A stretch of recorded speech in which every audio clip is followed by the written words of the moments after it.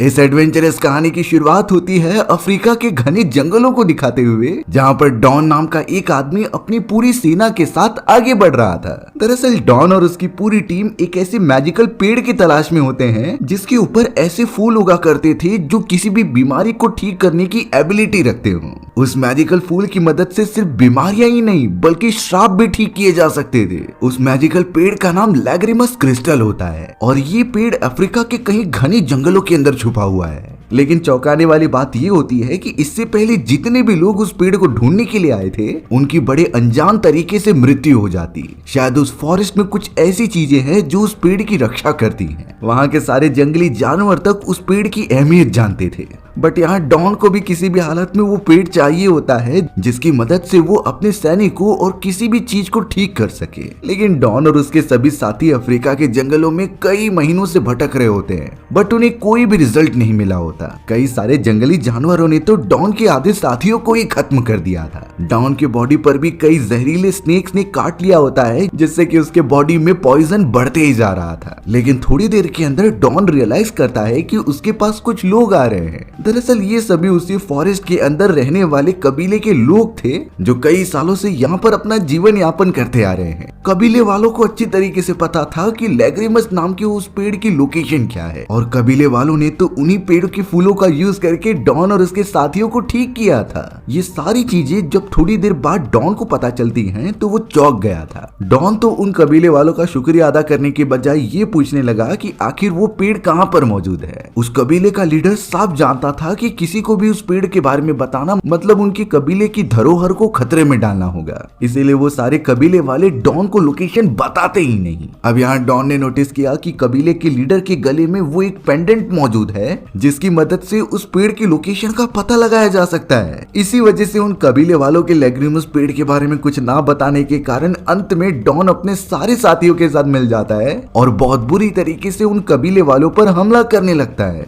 Don के सभी साथियों ने तो कबीले वाले को मारकर उनकी पूरी एरिया को आग लगा दी थी, लेकिन उन कबीले वालों के लीडर मरने से पहले डॉन को एक बहुत ही बुरा कर्ज दे देता है। उस लीडर ने कहा कि डॉन कभी भी उस पेड़ के पास पहुंच नहीं पाएगा और हमेशा हमेशा के लिए इसी फॉरेस्ट के अंदर कैद रहेगा और जब भी वो और उसके साथी इस फॉरेस्ट से बाहर निकलने की कोशिश करेंगे तो वो पत्थर के बन जाएंगे। और ये कर्ज सच में डॉन के ऊपर अप्लाई हो रहा था। देखते ही देखते इस पूरी चीजों को कई साल बीत जाते हैं, लेकिन आज भी उस लैग्रिमस नाम के मैजिकल पेड़ और फॉरेस्ट की कहानियां बहुत ही ज्यादा प्रचलित हैं। हमें तो अब यहाँ प्रेजेंट टाइम पर ब्रिटिश लोगों की एक कम्युनिटी दिखाई जाती है जो कि कुछ डिस्कशन कर रहे थे। ऑडियंस में एक बहुत ही बड़ी एक्सप्लोरर जिसका नाम डॉक्टर लिली था वो मौजूद थी और सामने की तरफ स्टेज पे उसका भाई ब्रायन होता है जो कि उसका एक्चुअल में असिस्टेंट भी था। ब्रायन तो उन सारे ब्रिटिशर्स कमिटी वालों को समझा रहा था उस मैजिकल पेड़ के बारे में जो आज भी एग्जिस्ट करता है। अगर वो सभी अफ्रीका के फॉरेस्ट में उस पेड़ को ढूंढ निकाले तो उसके फूल की मदद से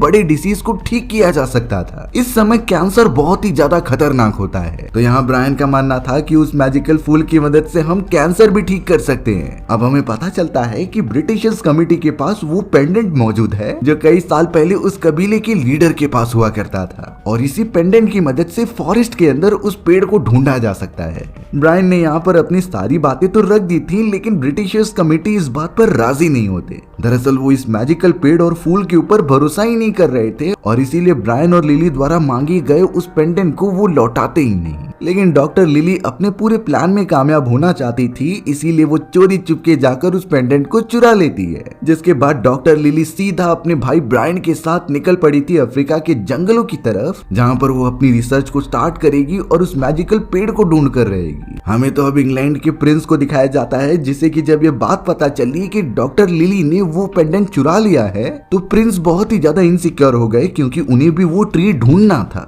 वो अपने सभी आदमियों को डॉक्टर लिली को पकड़ने के लिए भेज देते हैं।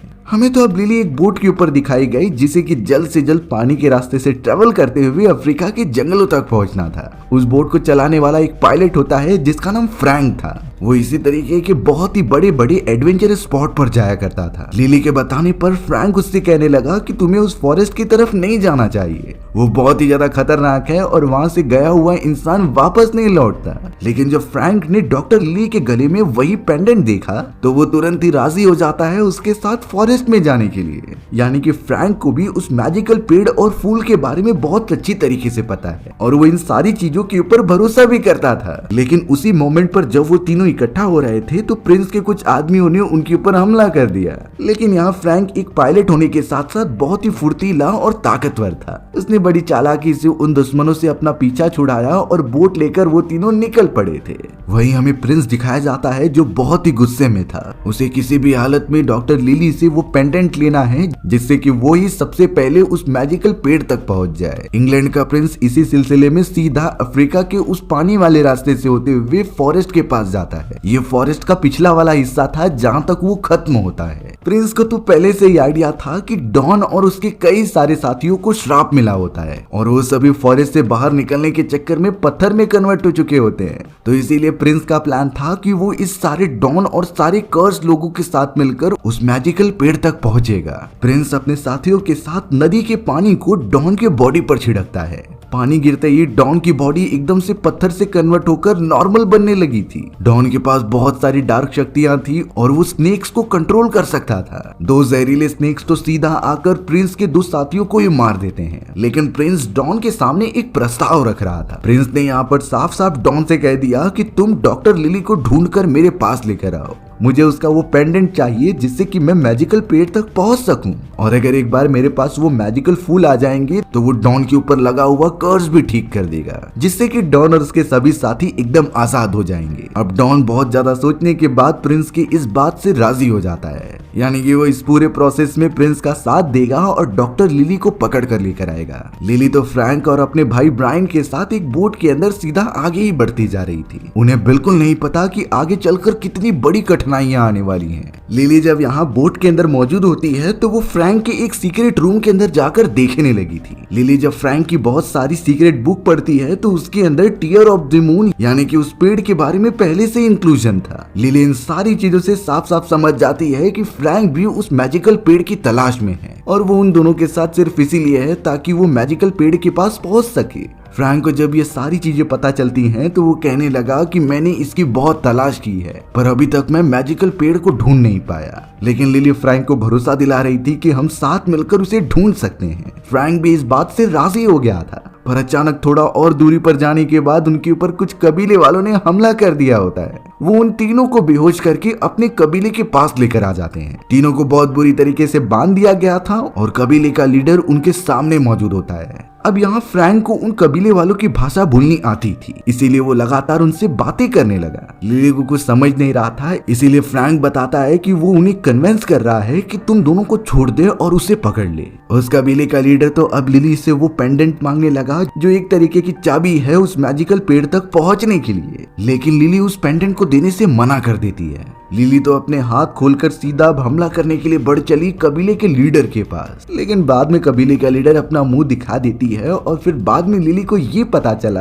कि ये सभी लोग फ्रैंक के कहने पर ये कर रहे थे। यानी कि फ्रैंक अकेले ही उस चाबी को हथियाना चाहता था लिली से और जल्द से जल्द पहुंचना चाहता था उस मैजिकल ट्री के पास। लिली को जब ये कड़वी सच्चाई पता चलती है तो वो फ्रैंक को एक थप्पड़ मार देती है क्योंकि उसने एक तरीके से लिली और उसके भाई को धोखा दिया है। लिली ने डिसाइड किया कि वो अपने भाई के साथ आगे अकेले ही बढ़ेगी। कबीले की लीडर लिली के पास आकर उस पेंडेंट को देखते हुए उसके बारे में बता रही थी। लीडर कहती है कि जिस टीयर्स ऑफ मून पेड़ को तुम ढूंढ रही हो वो हमेशा के लिए नहीं बल्कि लूनर इक्लिप्स के टाइम ही खिलता था। उसके फूल उसी मोमेंट पर एक्टिवेट होते हैं और बाकी टाइम पर कुछ यूज ही नहीं होते। लेकिन लीडर ने ये भी कहा कि रास्ते में बहुत ही बड़े खतरे आने वाले हैं। फ्रैंक ने तो लिली से माफी भी मांगने का ट्राई किया पर लिली उसके ऊपर भरोसा नहीं करना चाहती थी। लिली अपने भाई के साथ वहां से जैसे ही निकलने की कोशिश करती है तभी उस जगह पर डॉन और उसके सारे कर्स साथी आ गए थे। डॉन को तो प्रिंस ने साफ कहा था कि लिली के पास मौजूद वो पेंडेंट लेकर आओ। तो अब डॉन के सभी साथी लिली के ऊपर बहुत बुरी तरीके से हमला करने लगे होते हैं। कर्स मिलने के कारण डॉन और उसके सभी मेंबर्स ज़ॉम्बी जैसे बन गए होते हैं, ऐसे ज़ॉम्बीज जो स्नेक्स को कंट्रोल कर सकते थे। डॉन ने तो तुरंत ही हमला करना स्टार्ट कर दिया लिली के ऊपर जिससे कि वो उसका पेंडेंट ले सके। लेकिन फ्रैंक भी यहाँ बीच में आ रहा था और लिली की प्रोटेक्शन कर रहा था। वो नहीं चाहता कि इन लोगों को इतनी आसानी से मार दिया जाए। पूरे कबीले के अंदर भाग दौड़ का माहौल बन गया था। फ्रैंक तो लिली को बचाते हुए डॉन के कई सारे मेंबर्स को चोट भी पहुंचाता है, लेकिन यहाँ एक मेंबर ने बड़ी चालाकी से लिली से वो पेंडेंट ले लिया होता है और उसे तुरंत ही अपने लीडर यानी कि डॉन के पास फेंक दिया। डॉन के पास वो पेंडेंट मौजूद होता है और अब वो वहां से जाने ही वाला था, लेकिन फ्रैंक उसके पास वो पेंडेंट छीनने के लिए आ जाता है। डॉन बहुत ही ज्यादा गुस्से में अपने एक नुकीले हथियार को फ्रैंक की बॉडी में घुसा दे रहा था, जिससे कि अब फ्रैंक काफी ज्यादा पेन में होता है, लेकिन उसने किसी भी हालत में उस पेंडेंट को ले लिया और पहाड़ से नीचे गिरते समय उस पेंडेंट को लिली के पास वापस फेंक दिया होता है। लिली को पेंडेंट तो मिल गया था, लेकिन उसे बुरा इस बात का लग रहा होता है कि फ्रैंक ऊंचाई से गिरने के बाद मारा गया। लिली को इस बात का बहुत दुख हो रहा था, लेकिन उसे अपने भाई ब्रायन के साथ आगे बढ़ना ही होगा। कबीले की लीडर तो यहाँ लिली को गाइड करने लगी कि तुम जल्द से जल्द नदी की दूसरी तरफ चले जाओ, क्योंकि डॉन और उसके साथी नदी की दूसरी तरफ नहीं आ सकते। लिली अपने भाई ब्रायन को लेकर तुरंत ही उस दूसरी तरफ चली गई, जिससे कि वो दोनों एकदम सुरक्षित हो जाते हैं। लेकिन लिली जब एक सेफ जगह पर आती है तो उसे और कोई नहीं बल्कि फ्रैंक दिखाई दिया, जो कि अभी भी जिंदा होता है। लिली तुरंत ही जाकर फ्रैंक को उठाने लगी थी और पता चला कि उसे तो कुछ हुआ ही नहीं है। यहाँ जाकर फ्रैंक ने लिली को अपनी सच्चाई के बारे में बताया। फ्रैंक कहने लगा कि डॉन के लोगों के साथ वो भी श्रापित है। दरअसल कई 100 साल पहले जब डॉन और उसके सभी साथी फॉरेस्ट के अंदर आकर उस पेड़ को ढूंढ रहे थे, तो उनके टीम में फ्रैंक भी शामिल था। डॉन को उस समय वो मैजिकल पेड़ इसीलिए चाहिए था क्योंकि उसकी बेटी बहुत बीमार थी और वो नहीं चाहता था कि उसकी बेटी इस तरीके से मारी जाए। इसीलिए हम सभी ने उस मैजिकल पेड़ के फूलों को ढूंढने का डिसाइड किया, पर बाकी सारे लोग तो नदी की दूसरी तरफ चले गए थे। फ्रैंक डॉन की बेटी के साथ पहले ही रुक गया। जब डॉन के सभी लोगों ने मैजिकल पेड़ के बारे में पता लगाने के लिए सारे कबीले वालों को मार दिया था, तो सिर्फ उन सभी को ही ये श्राप मिला था। फ्रैंक को भी श्राप लगता है, लेकिन वो इस जगह से बाहर जा सकता था। सारी चीजें खत्म होने के बाद फ्रैंक ने ही वहाँ पर कबीले बसाए और अब एक टूर गाइड बन के घूम रहा है। लिली फ्रैंक से इसीलिए इम्प्रेस हो जाती है क्योंकि उसने सारी सच्चाई साफ साफ बता दी और अब लिली को फ्रैंक के बारे में सब कुछ पता चल गया है। लिली ने तो अब फ्रैंक के ऊपर भरोसा करना स्टार्ट कर दिया था और उससे कहने लगी कि हम उस पेड़ को ढूंढ कर रहेंगे चाहे कुछ भी हो जाए। वो दोनों डिसाइड करते हैं अकेले जाने का। लिली अपने भाई के लिए बहुत ज्यादा चिंतित थी, इसीलिए उसने ब्रायन को वहीं कबीले वालों के पास छोड़ दिया, जिसके बाद लिली और फ्रैंक सीधा वहां से निकल जाते हैं बोट की मदद से अपने रास्ते की तरफ। दोनों का भरोसा था कि उस पेंडेंट की मदद से जरूर वो ऐसा दरवाजा ओपन कर लेंगे जो उन्हें मैजिकल पेड़ तक लेके जाता होगा। ये सारी बातें लिली को उस कबीले के लीडर ने ही बताई थी। पर यहाँ पर हमें दिखाया गया कि लिली का भाई ब्रायन, जो कि कबीले वालों के साथ ही मौजूद था, उसके पास अब प्रिंस आ जाता है। प्रिंस के पास सबमरीन जैसी बहुत ही अच्छी टेक्नोलॉजी मौजूद थी, जिससे वो कहीं भी आराम से आ जा सकता था। प्रिंस ने तो यहाँ ब्रायन को पकड़ लिया होता है और उसे जान से मारने की धमकी देने लगा। ब्रायन बेचारा डरा हुआ वो अपनी जान बचाने के लिए सारी चीजें बताने लगता है कि लिली और फ्रैंक आखिरकार किस डायरेक्शन में गए हैं। प्रिंस ने तो डरा धमका कर ब्रायन से सारी बातें उगलवा ली थी। वहीं अब हमें लिली और फ्रैंक को दिखाया गया जो बहुत ही लंबे सफर के बाद एक ऐसे प्लेस पर पहुंच जाते हैं जहां उन्हें एक दरवाजा मिलेगा और उसी के अंदर से वो उस पेड़ के पास पहुंच सकते हैं। लेकिन उन दोनों को वहां पर कोई भी रास्ता या फिर दरवाजा दिखाई नहीं दे रहा था, इसीलिए फ्रैंक पानी के अंदर कूद कर देखता है कि आखिर वहां क्या मौजूद है। फ्रैंक ने नोटिस कर लिया और उसे प्रॉपर दिखाई दे रहा था एक बहुत ही बड़ा दरवाजा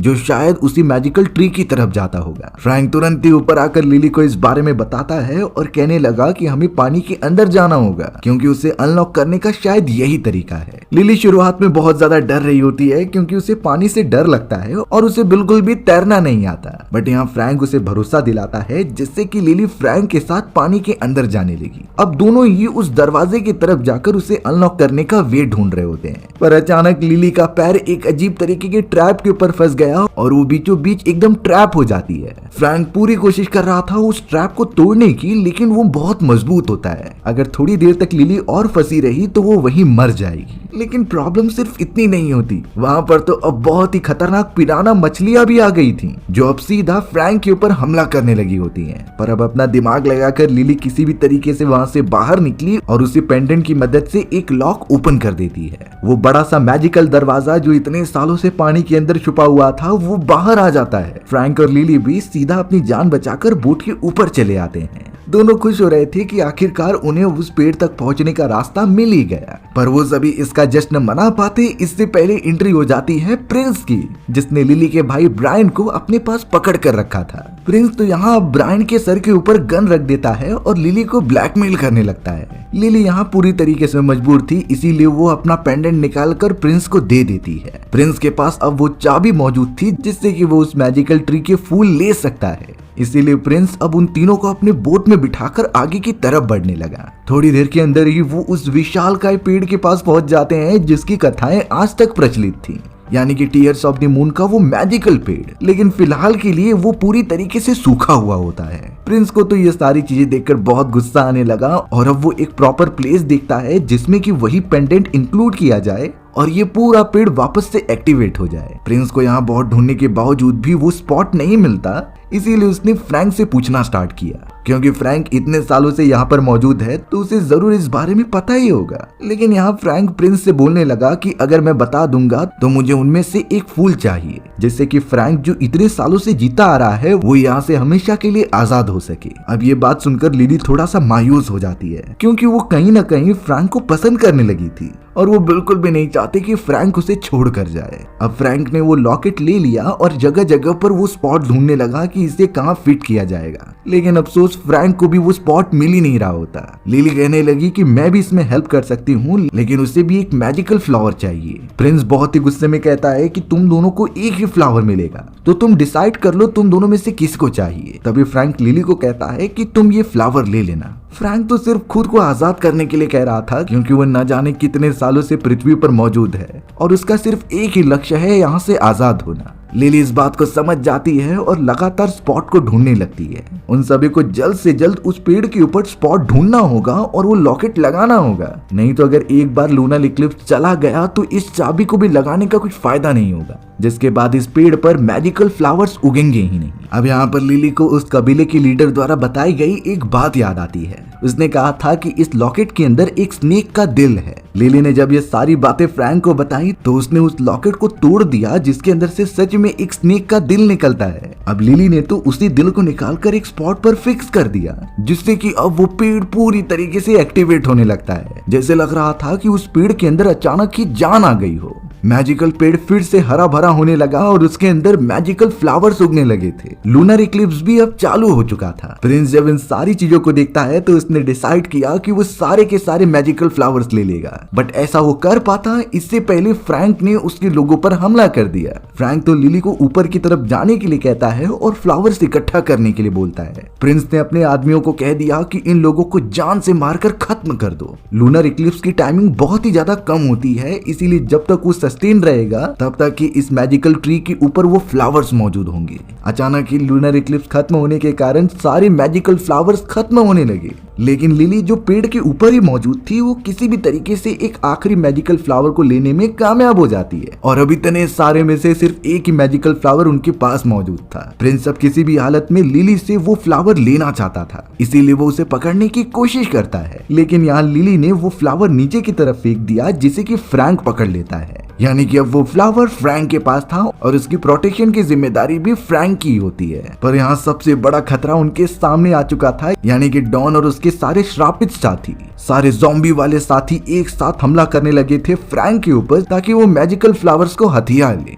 लेकिन फ्रैंक बड़ी बहादुरी से उस मैजिकल फ्लावर की रक्षा करता है और डॉन के लोगों से फाइट भी करता है। डॉन और उसके सारे ज़ॉम्बी साथी लिली की तरफ बढ़ना चाहते थे, क्योंकि वो समझ रहे होते हैं कि वो फूल लिली के पास है, लेकिन फ्रैंक उन सभी को बताता है कि फ्लावर उसके पास है, इसीलिए सभी लोग उसके पीछे भागने लगे। यहाँ फ्रैंक अपनी पूरी कोशिश कर रहा था उन सारे साथियों को लिली से दूर रखने के लिए। फ्रैंक तो सबसे पहले ब्रायन के पास आया और उसे उतारकर उसकी बोट लेके जाने लगा, लेकिन इससे पहले फ्रैंक ने ब्रायन को एक कपड़ा दिया होता है। बाकी सारे डॉन के ज़ॉम्बी साथी यहाँ फ्रैंक के पीछे पड़े होते हैं उसे मारकर वो फ्लावर छीनने के लिए। सभी लगातार बोट की तरफ से आगे बढ़ने लगे। प्रिंस तो यहाँ ब्रायन की तरफ बढ़ रहा होता है, लेकिन ऊपर से एक बड़ी सी चट्टान नीचे गिर रही थी। उस चट्टान के नीचे आने के कारण प्रिंस वहीं पर मारा गया। ब्रायन जब वो लाल कपड़ा लेकर अपनी बहन लिली के पास जाता है तो उसे ओपन करने के बाद पता चला कि इसमें तो वो मैजिकल फ्लावर मौजूद है, यानी फ्रैंक ने डॉन और उसके साथियों को चकमा देने के लिए ये फ्लावर इसमें रख दिया था। तब जाकर लिली को रियलाइज होता है कि ये मैजिकल फ्लावर फ्रैंक के पास होने के बावजूद भी उसने अपने लिए ये फ्लावर यूज ही नहीं किया। डॉन और उसके सभी साथी फ्रैंक को बहुत बुरी तरीके से मार रहे होते हैं, लेकिन अब उनकी शिप लगातार पानी के अंदर ट्रेवल करते हुए एक चट्टान से जाकर लड़ जाती है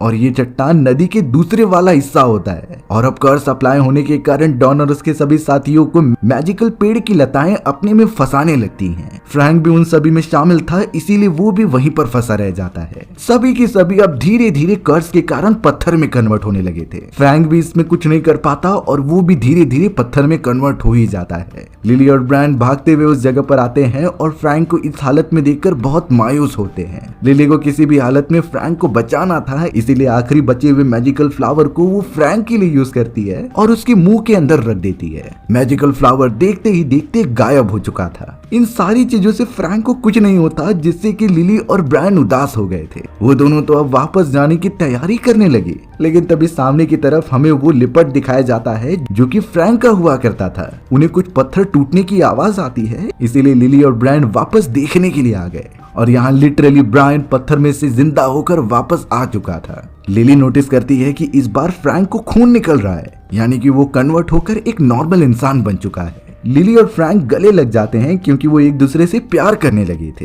तभी उस मोमेंट पर एक और रोशनी निकलती है जिसमें से एक नया मैजिकल फ्लावर जन्म लेने लगा था, यानी कि अब लिली, ब्रायन और फ्रैंक के पास एक मैजिकल फ्लावर मौजूद है जिसे कि वो अपने पास रख लेते हैं और सीधा निकल चलते हैं उस फॉरेस्ट से अपने घर की तरफ। लिली तो यहाँ इंग्लैंड आने के बाद उस मैजिकल फ्लावर की मदद से कई सारी इन्वेंशन करती है और कैंसर को ठीक करने की दवाई बनाती है। धीरे धीरे कई सारी बीमारियां खत्म होने के कारण अब लिली का ग्लोबल लेवल पर नाम होने लगा था। साथ ही साथ लिली अब फ्रैंक के साथ रहने लगी और वो उसे यहाँ के तौर तरीके सिखाती है। दोनों एक बहुत ही अच्छी लाइफ की कामना कर रहे थे और हमारी भी ये कहानी इसी तरीके से खत्म हो गई। सो व्यूअर्स, आपको ये स्टोरी कैसी लगी कमेंट सेक्शन में बताना भूलना मत। और अगर आपको मेरा एक्सप्लेनेशन 1% भी अच्छा लगा होगा ना, तो वीडियो को लाइक एंड चैनल को सब्सक्राइब जरूर कर देना। मिलते हैं इसी तरीके की मजेदार वीडियोस में, तब तक के लिए बाय बाय।